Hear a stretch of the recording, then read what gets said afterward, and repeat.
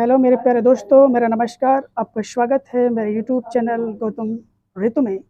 आज के इस संध्या वेला में मैं आपको ऐसी चीज़ बताऊंगा जो अभी हाल ही में बसपा सुप्रीमो बहन कुमारी वायती जी ने अपने वक्तव्य में कहा है कि प्रधानमंत्री जी जो जुमलेबाजी कर रहे हैं, जिन्होंने अपने एससी एसटी सांसदों से जो मुलाकात की, क्या वो एक मात्र औपचारिक है या अनौपचारिक, इसके संबंध में उन्होंने अपने विचार अभिव्यक्त किए कि केंद्र सरकार को अपनी जो मंशा है उसे स्पष्ट करनी चाहिए कि उनकी क्या रणनीति है। केंद्र सरकार का ये नैतिक दायित्व है कि अपने जो शासन काल में जो कार्य संपादित हो रहे हैं या जो अनुचित कार्य इस समय हो रहे हैं, वो आखिर किसकी देखरेख में, किसकी संरक्षण में ऐसे कार्य संपादित किए जा रहे हैं, इसकी तह तक जाना आवश्यक है।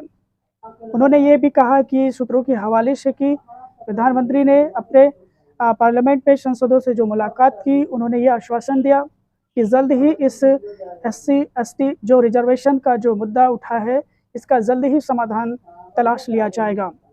लेकिन उन्होंने अभी कोई स्पष्ट रणनीति तयनीति निर्धारित नहीं किया है। आखिर वो क्या है, किसके वजह से ये जो सुप्रीम कोर्ट है, जो सर्वोच्च न्यायालय है, किसके कहने पे आखिर ये ऐसा अतार्किक निर्णय दिया है जो पूरे देश में जो एससी एसटी के जो कैटेगरीज के जो लोग हैं, आखिर उनका शोषण अब तक क्यों किया जा रहा है, इसके बारे में भी उन्होंने अभी कोई भी वक्तव्य नहीं पेश किया है, नहीं बताया है। तो वही पूर्व मुख्यमंत्री बहन कुमारी सुश्री मायावती जी ने यह कहा है कि अगर केंद्र सरकार वास्तव में एससी एसटी के हितैषी है, ओबीसी की हितैषी है, तो उसे अपनी राय स्पष्ट कर देनी चाहिए। आखिर क्या वजह है, किसकी वजह से ऐसा कारनामा किया जा रहा है, इसका भी एक आयोग गठित कर स्पष्ट किया जा सके कि आखिर ये किसके कहने पर या सुप्रीम कोर्ट किसके पीछे दबाव में ऐसे कार्य कर रही है, जो कि इतिहास के अध्याय में आज पहली बार इस तरह की घटनाएं घटी है जिससे उनके अधिकारों का पूर्ण रूप से हनन हुआ है। इसके बारे में किसी को कोई भी राजनीतिक जो प्रतिविपक्षी दल है, चाहे वो सपा सरकार हो, कांग्रेस सरकार हो, जेडीयू हो, जनता दल पार्टी हो, उन्होंने भी अभी इस पर कोई वक्तव्य नहीं दिया, कोई नहीं विरोध प्रदर्शन किया है। यानी कि ये मामला ठंडा पड़ता नजर आ रहा है। लेकिन इसकी जड़ तक जाना जरूरी है कि जो अभी तक जो है संविधान की रक्षा के लिए चुनाव से पहले जो उन्होंने बड़े वादे करते थे कि संविधान बचाओ, देश बचाओ, उनके हितों की रक्षा किया जाए, आखिर आज वो कहाँ है, वो कुछ भी स्पष्ट नहीं नजर आ रहा है। ये जनता पूरी तरह से देख रही है। तो ये जो हाल ही में जो लिया गया निर्णय, क्या वास्तव में तार्किक था या नहीं, इसकी भी केंद्र सरकार के अभी कोई स्पष्ट रणनीति नहीं है।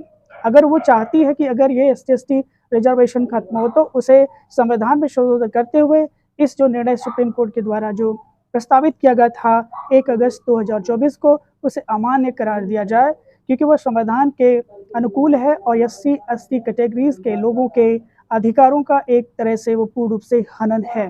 तो उसका भी निदान किया जाना चाहिए, क्योंकि जो सर्वोच्च न्यायालय होती है उसका ये दायित्व होता है कि संविधान के दायरे में रहकर वो कोई भी फैसला अगर लेती है तो उसका प्रभाव पूरे देश में पड़ने वाला होता है, क्योंकि ये सकारात्मक असर नहीं जा रहा है। तो वही उन्होंने अपने मीडिया कॉन्फ्रेंस के द्वारा मायावती ने ये कहा कि यदि माननीय प्रधानमंत्री जी वास्तव में ये अगर ऐसा कुछ करना चाहते हैं तो उन्हें अध्यादेश लाना चाहिए, ऑर्डिनेंस पास करना चाहिए, कॉन्स्टिट्यूशन में जो अनुच्छेद बताए गए हैं उसमें अमेंडमेंट करके इस कानून को भी कैंसिल कर दिया जाना चाहिए, क्योंकि ये पूरी तरह से असंवैधानिक निर्णय है जो सुप्रीम कोर्ट द्वारा दिया गया था। हालांकि प्रधानमंत्री ने यह पूर्ण रूप से आश्वासन दिया है कि मेरे रहते हुए जो क्रीमी लेयर एससी एसटी के जो है वो मैं हटाता हूँ, तो क्या मात्र क्रीमी लेयर के हटा देने मात्र से क्या उनका कल्याण सुनिश्चित हो पाएगा? ये स्पष्ट रूप से उन्होंने अभी कुछ भी वक्तव्य पेश नहीं किया है। तो हाल ही में देखेंगे कि ये जो मुद्दा विवादित एक चरम सीमा पर है, ये अगले 20 अगस्त को पूरे भारत में देखने को मिलेगा, जिसमें कि बड़े बड़े जो जूरिस्ट हैं, जो बड़े बड़े एडवोकेट हैं, लॉयर हैं, जो कर्मचारी हैं और ऐसे बहुत से लोग हैं जो सुप्रीम कोर्ट में और हाई कोर्ट में कार्यरत हैं, वो भी 20 अगस्त को पूरे देश में भारत बंद का ऐलान किया गया है। अगर सुप्रीम कोर्ट इस फैसले को वापस नहीं लेती है तो उन्हें खामियाजा भी भुगतना पड़ेगा, ऐसा उन लोगों का मानना है और कहना है। तो इस समय चिंता में डाल दिया है केंद्र सरकार को और जुडिशरी सिस्टम्स की नींव हिला देने वाली है। अगर ये निर्णय अगर वापस नहीं लिया गया तो इसके जो रिजल्ट आएंगे वो बहुत ही प्रतिकूल होंगे, क्योंकि ये लड़ाई आर पार की है। इसमें क्योंकि उनके हितों की अगर रक्षा नहीं की गई तो पूरी तरह से ये आर पार की लड़ाई हो जाएगी, करो या मरो की स्थिति भी हो सकती है, क्योंकि भाई किसी के अधिकार को आप इस तरह से हनन नहीं कर सकते हैं। ये जानने वाली बात दिलचस्प है कि आज कितने दशक होने के पश्चात आज इतिहास में इस तरह की कोई भी असंवैधानिक निर्णय नहीं लिए गए थे, लेकिन सुप्रीम कोर्ट ने जो ऐसा कर दिखाया वास्तव में वो एक बहुत ही अप्रासंगिक फैसला था कि क्या उसे इस तरह के फैसला लेना चाहिए। क्या उनके पीछे कोई शक्ति काम कर रही है जो उन्हें विवश करती है इस कार्य के लिए? क्या वे इस निर्णय लेने में पूरी तरह सक्षम नहीं है? क्या वे कोलेजियम सिस्टम का दुरुपयोग कर रहे हैं? इतने सारे सवाल खड़े करते हैं कि क्या ऐसा होना चाहिए या नहीं। वहीं पर मायावती फिर से कटाक्ष करते हुए कहती कि जो मायावती बताती है कि जो प्रधानमंत्री जी है ये जुमलेबाजी बंद कर दें, राजनीतिक जो प्रोपेगेंडा आप कर रहे हैं ये पूरी तरह से उचित नहीं, एक प्रधानमंत्री को भी ये शोभा नहीं देता है। साथ ही उन्होंने ये भी कहा कि अगर सुप्रीम कोर्ट के जज और कॉलेजियम अगर इस निर्णय को वापस नहीं लेते हैं तो इसके दूषित परिणाम भी भुगतने पड़ सकते हैं आने वाले समय में। तो ये बहुत ही दिलचस्प होगा, रुचिकर होगा। जो इस तरह के जो फैसले लेते हैं वास्तव में वो एक गला काटने के समान होता है, क्योंकि उनका अधिकार की रक्षा कोई करने वाला नहीं है। सिर्फ संविधान में जो बाबा साहब ने आरक्षित कर दिया है आज उसके साथ भी खिलवाड़ किया जा रहा है। आखिर ये खिलवाड़ किसके इशारे पर हो रहा है ये जानना चाहती है जनता, और कहीं ना कहीं प्रत्यक्ष या अप्रत्यक्ष रूप से जनता पूरी तरह से सब जानती है कि ये एक राजनीतिक हथकंडे हैं जो अपनाए जा रहे हैं, क्योंकि उन्हें अपनी राजनीतिक सत्ता को बनाए रखने के लिए वो किसी भी हद तक जा सकते हैं, जनता की कुर्बानी कर सकते हैं। किसानों की अभी देख लीजिए हाल ही में जो कानून उन्होंने पारित किया है वो कितना एक दूषित जो फैसले लिए गए थे वो कितना प्रभावित किया है कि उसमें हजारों किसान बेचारों ने आत्महत्याएं कर ली, सुसाइड कर लिया। आखिर उनके आज बाल बच्चे किस तरह से जी रहे होंगे। तो देखा जाए तो एक सरकार का ये वक्तव्य होता है कि वो अपने शासन काल में लोगों को सुचारू रूप से संचालित करे, उनके अधिकारों की रक्षा करे। और इसका सबसे बड़ा जो दायित्व है, इसका बड़ा जो सबसे ज़्यादा प्रमाण है वो होता है सुप्रीम कोर्ट यानी कि जुडिशरी सिस्टम, यानी कि इसको सर्वोच्च न्यायालय को यह अधिकार है कि वो लोगों के हितों की रक्षा करेगी। संविधान के माध्यम से उनको न्याय प्रणाली के तहत उनको न्याय दिया जाएगा। लेकिन जब सुप्रीम कोर्ट ही अगर अतार्किक फैसले देगी तो आखिर इसका क्या परिणाम होंगे, दूरगामी परिणाम इसके क्या होंगे, ये शायद अभी इनको पता नहीं है। ये सारी बातें जो तोड़ मरोड़ कर आती है कुल मिला के अब उठा लीजिए, सर्वे कर लीजिए कि आज पिछले 15 दशक से या 2014 के बाद से जो स्थिति हुई है भारत की, जितना वैमनस्य का भाव हुआ वो कितना पूरे विश्व में कहीं भी ये देखने को नहीं मिला है कि आखिर इस तरह से क्यों किए जाते हैं, आखिर उनका विजन क्या है, उनके लक्ष्य क्या है, आखिर वो चाहती क्या है, ये भी स्पष्ट रूप से नहीं कर रही है। मगर धीरे धीरे लोगों के जो है रोजगार उन्होंने छीन लिए हैं। आज पूरी तरह से जनता त्राही त्राही कर रही है। तो ये सारा इसका दोष किसको जाता है, ये पूरा विश्व देख रहा है कि ऐसे निर्णय कभी भी नहीं लिए जाने चाहिए जो जनता के प्रतिकूल हो, जनता के परिस्थितियों के प्रतिकूल हो।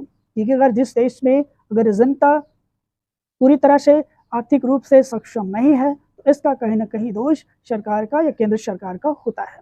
वो जॉब प्रोवाइड कराए, आज स्कूल कॉलेज देख रहे हैं, विश्वविद्यालयों की क्या हाल है। तो ये सारी बातें घूम फिर कर यही बताती है कि देश की जो राजनीतिक गलियारे हैं, जो राजनीतिक प्रोपेगेंडा है वो पूरी तरह से अनुचित तरीके से अपनाए जा रहे हैं।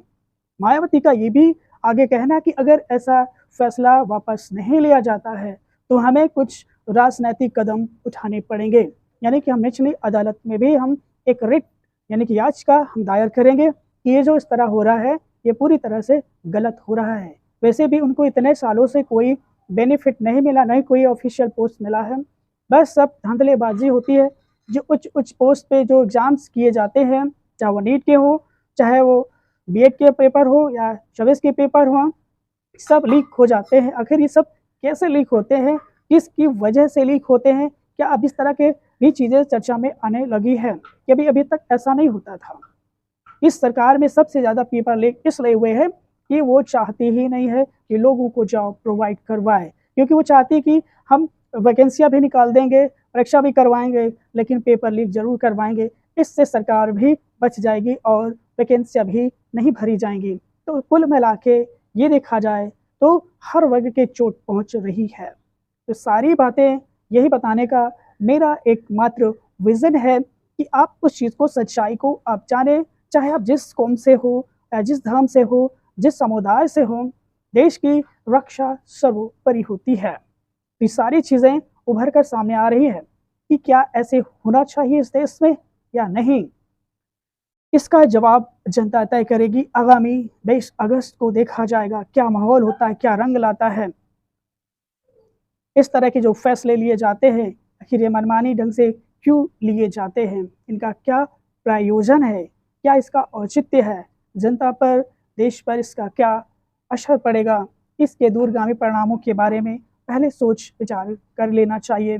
तभी वो उसका सार्थक असर पूरे देश में, जनता के प्रति, समाज में हो जाता है। लेकिन जब सरकार कुछ अपना निर्णय जो वक्तव्य को स्पष्ट ना करे, सरकार मौन रहे, तो इसका मतलब ही है कि सरकार भी कहीं ना कहीं ये चाहती है कि ये जो सिस्टम लाया गया है, जो रिजर्वेशन इन रिजर्वेशन, वो चाहे SC ST का हो मामला या OBC का मामला हो, कुल मिला के उनको अधिकारों की हत्या करना ही है। क्योंकि जब इस तरह से धीरे धीरे उनको पोस्ट इस तरह से कर दिया जाएगा तो उनके पास कोई ऑप्शंस ही नहीं बचेंगे कि वो किसी सेवा पद पे कार्यरत हों। इस तरह से वो बेरोजगार तो वैसे भी हैं और भी बेरोजगारी की कगार पर आ जाएंगे। तो इसका क्या असर पड़ेगा, उनसे कोई लेना देना नहीं है।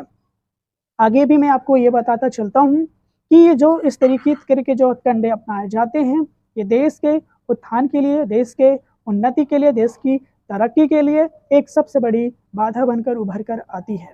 आज पूरा विश्व देख रहा है कि जो भारत का जो परिस्थितिजन्य अनुकूल जो परिस्थिति है वो काफ़ी चरमरा चुकी है। ये जनता भी जानती है, ये अच्छी तरह से जानती है, मगर वो भी कहीं ना कहीं गलत का साथ देने के लिए मजबूर हो जाती है। चाहे वो अज्ञानतावश हो, चाहे वो क्षेत्रवाद हो, भाषावाद हो, जातिवाद हो, धर्मवाद हो, इससे वो प्रेरित होते हैं और इसका जो रणनीति होती है, जो उसकी चुनौती होती है, उसका सामना करते हैं। मीडिया सूत्रों से भी पता चला है कि माननीय जो है सुप्रीमो बेन कुमारवती ने भी ये कहा कि याचिकाएं दायर की जाएंगी और जल्दी ही इसका निर्णय लिया जाए। केंद्र सरकार भी अपना जो मसौदा है वो पेश करे, कुछ संशोधन करे संविधान में, ताकि इस निर्णय को फिर वापस लिया जाए। फिलहाल आज की खबर के लिए सिर्फ इतना ही है। मिलते हैं नेक्स्ट वीडियो में एक नई अवधारणा, एक नई सोच के साथ। तब तक अपने मित्र, दोस्त, सखा गौतम ऋतु को दीजिए इजाज़त। नमस्कार।